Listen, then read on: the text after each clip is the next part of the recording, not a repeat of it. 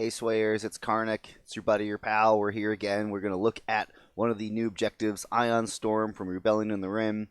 Let's dive right in. So this objective doesn't use any of the new obstacles found in Rebellion in the Rim, like the Purgles, Gravity Rift, or the Xenogorphs or Exogorphs. I call them Xenogorphs because they look like little aliens from the movie, you know? But anyway, let's not get off topic. Let's focus. So Ion Storm, I have it blown up real big up there right now. So when we read through it, when I actually go into explaining it, I will shrink that down. If you still want to follow along, go to the Star Wars Armada wiki, to the Rebellion in the Rim expansion page, and you can pull up the objective text wording there. Okay, so by and large, this objective very straightforward. Setup. The second player places all obstacles, excluding the station, beyond distance 5 of both players' edges. Special rule. When a ship that does not have an obstacle token ends its movement beyond distance 2 of any obstacle, or beyond distance 1 if that ship belongs to the first player, assign one objective token to that ship. When a ship resolves a repair command, it may discard its token. Each ship has the following critical effect. Critical. So any die can trigger this. Or any critical die, I should say. Any critical symbol on any color of die. Oh my gosh, there we go. If the defender has an objective token, the attacking ship's owner gains 1 victory token. Then choose and discard 1 command token from the defender. If the defender does not have any command tokens, the defending hull zone loses 1 shield instead. So it's similar to that one ion cannon upgrade.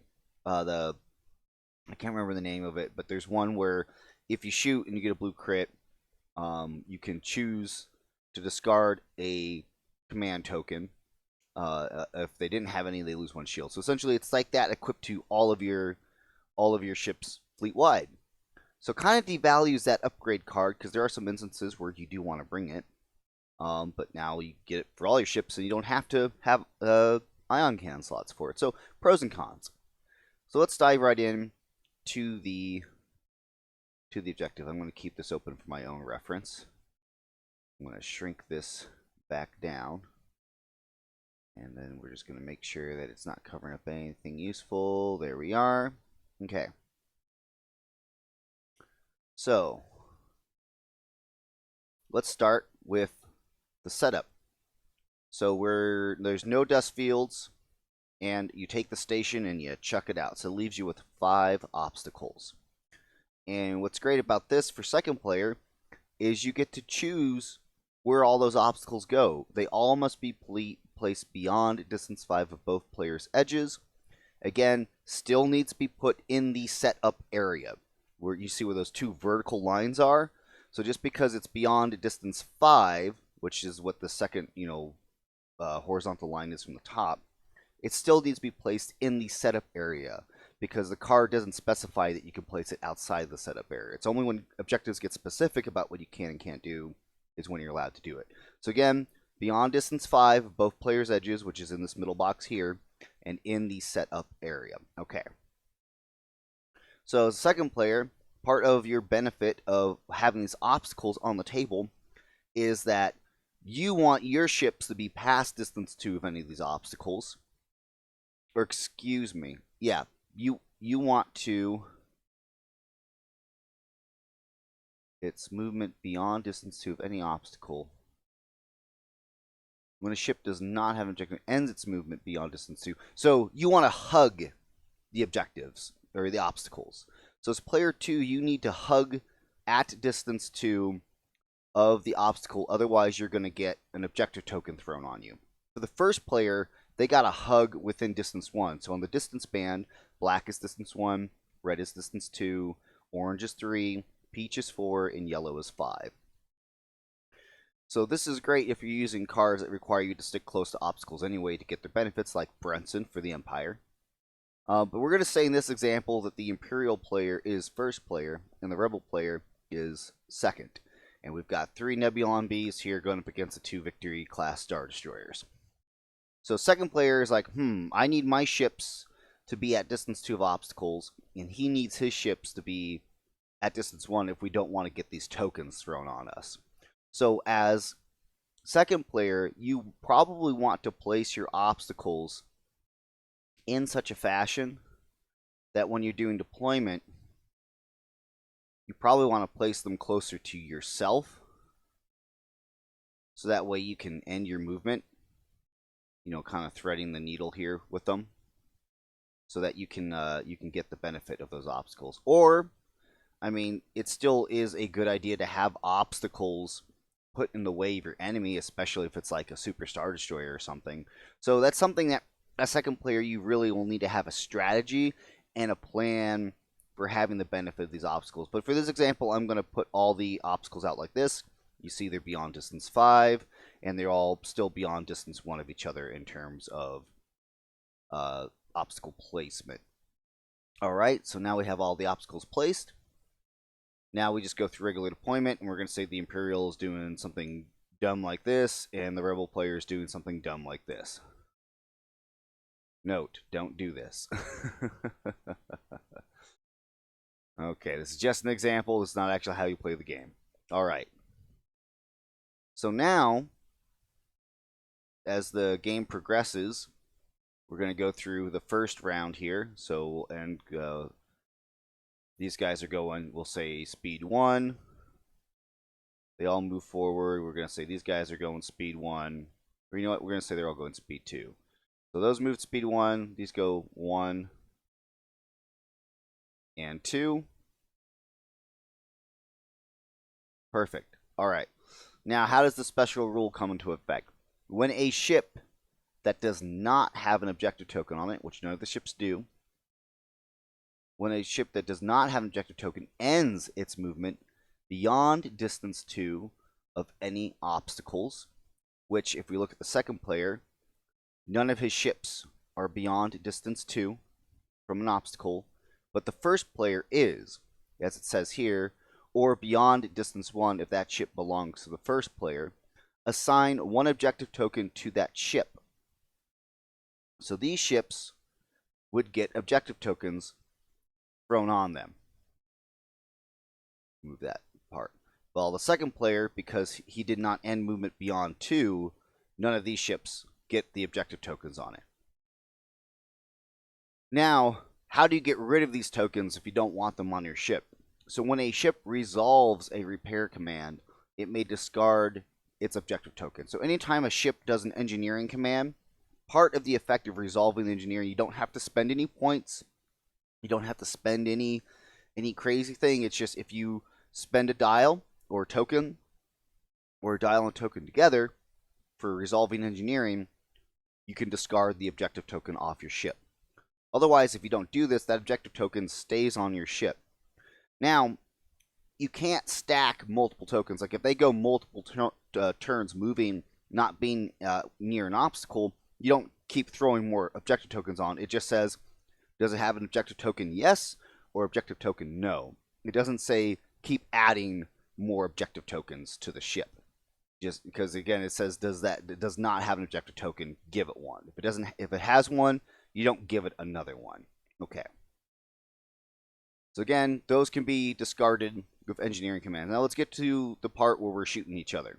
Now, if these Nebulons are shooting these victories, the special critical effect, and remember this is a special critical effect, meaning that if a ship was to contain, to use contain, they would need a damage control officer, because a damage control officer stops all critical effects from resolving. Contain by itself, without the damage control officer, only stops the standard critical effect, which is you deal 1 face-up damage card if any damage gets through to your hull. Now this is a special critical effect because you're choosing to resolve that over the standard effect. So a normal contain will not stop Ion Storm unless you have damage control officer. Again, being very specific and trying to lay that all out. This is what you need to stop this. Otherwise, again, if you don't have DCO, this is what's going to happen. We're going to say that this frigate is attacking the 1 victory here. He's going to throw his 3 red die. And hey, he got the criticals that he needed. The criticals are showing. So now the defender in the spend defense token step, he's going to spend brace to reduce the damage to 2. He's going to redirect. Okay, so we're going to exhaust those tokens. Now, whoop,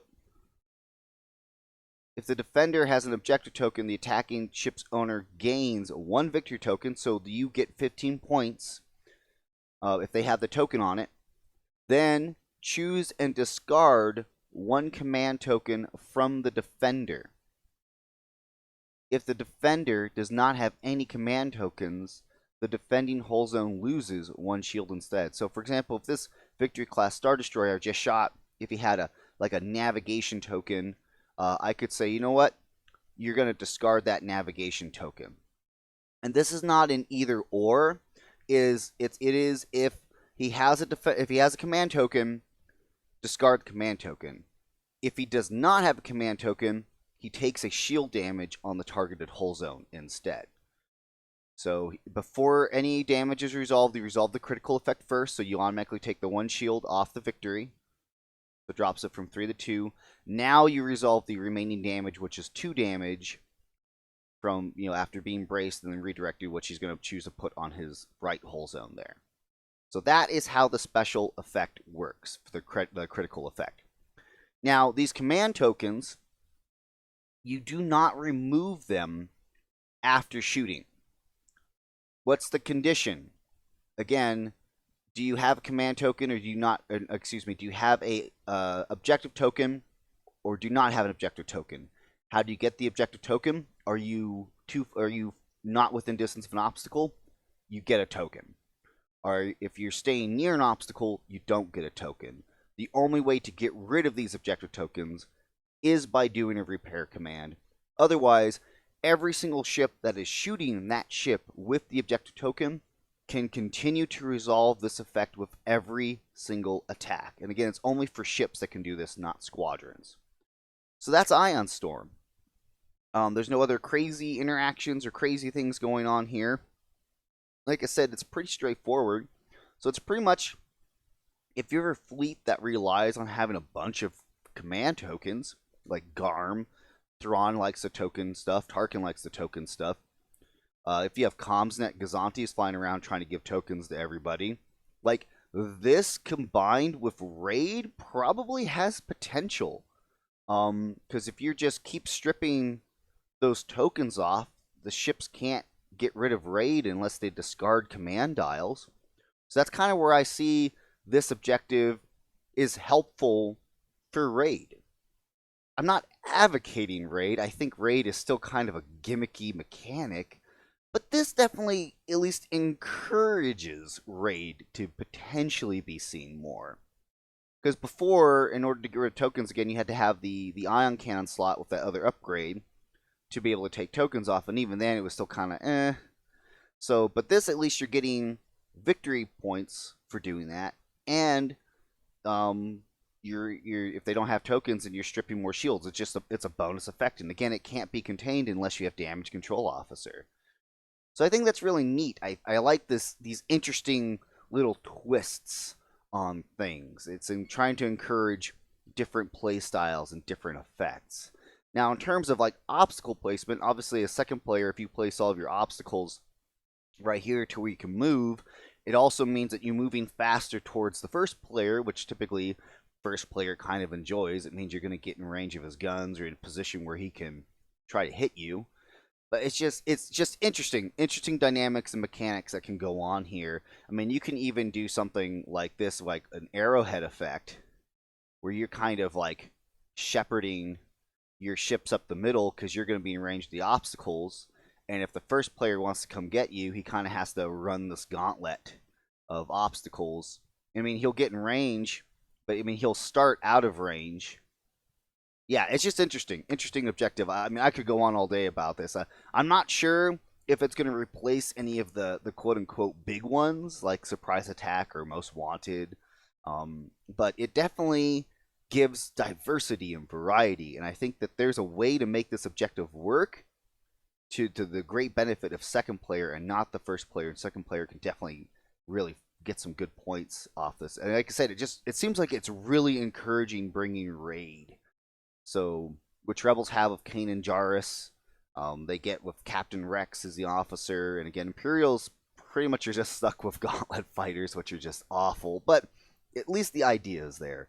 But Of course, if you think I got anything wrong or if I missed anything, please be sure to point it out. Let me know. I respond to my comments. If you have questions about anything, join my Discord. I'm on there all the time. I do appreciate you guys watching, and hey, I'll catch you all next time.